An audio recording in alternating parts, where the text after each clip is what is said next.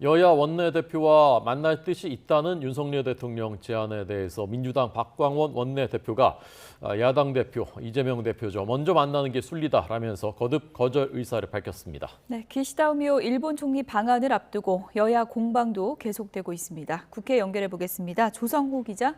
네, 국회입니다. 네, 윤 대통령과 여야 원내대표 간의 만남, 현재로서는 이뤄지기가 힘든 상황이군요. 네, 민주당 박광원 원내대표가 출입 기자들에게 입장문을 보내왔습니다.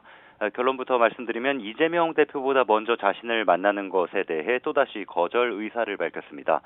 박 원내대표는 대통령이 야당 원내대표를 먼저 만나는 것을 괴념치 않겠다는 이재명 대표 발언은 국가적인 위기 상황에서 정치가 하루빨리 정상화되길 바라는 충정에서 한 말로 이해한다면서도 윤 대통령이 하루속히 야당 대표와 먼저 만나 국가위기 극복 방안을 논의하는 것이 순리이고 순서라고 생각한다고 밝혔습니다. 이어 대통령이 민생 회복과 정치 복원을 위한 좋은 길을 선택해 줄 것을 다시 한번 정중히 요청한다고 덧붙였습니다. 박 원내대표는 앞서 지난 2일 자신을 예방한 이진복 정무수석이 여야 원내대표단을 만날 의향이 있다는 대통령 뜻을 전했을 때도 이 대표 먼저 만나야 한다며 거절했습니다.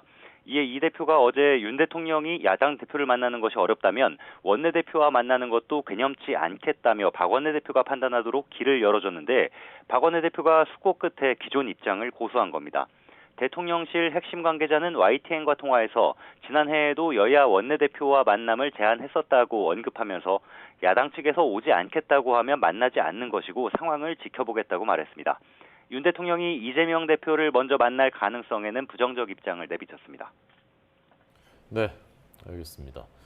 자, 이제 모레 기시다 일본 총리 방한, 여야에서 어떤 목소리들 나오고 있습니까? 네, 먼저 국민의힘은 기시다 총리 방한이 안정적이고 발전적인 관계 형성을 위한 계기가 되길 기대한다고 밝혔습니다.